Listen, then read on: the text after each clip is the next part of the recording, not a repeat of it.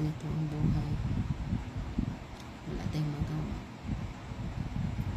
Dapat ipaglaban natin kung anong dapat natin gawin sa buhay natin.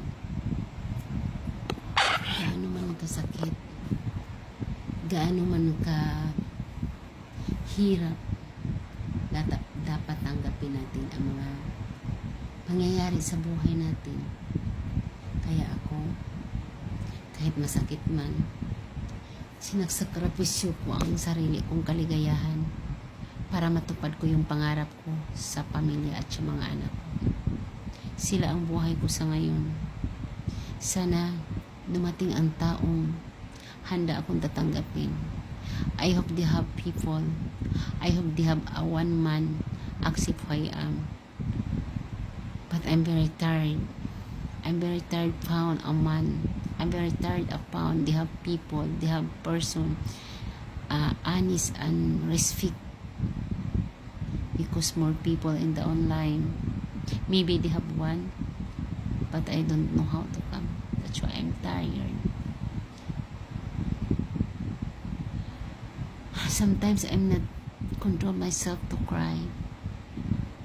I am thinking myself about my life. How to come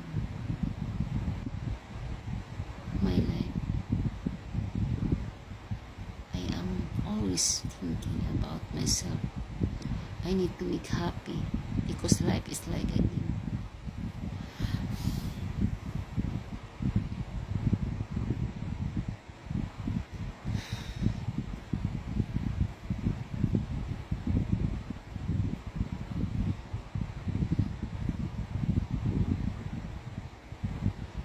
Sana dumating siya.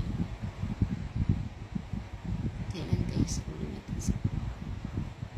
Pipilitin ko yung sarili ko na masaya.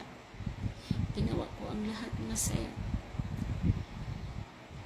Nagkunwari ako masaya. Tumawa ako sa kamera. Tumawa ako, sumayaw. Nagbiro sa karamihang mga tao. Sa live, sa video. Makipag-usap ko sa mga kaibigan para tinakpan ko yung sakit ng puso ko. Pero ganun pa rin.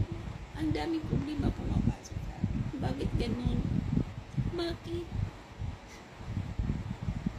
Walang pag-asa. Kailan dumating?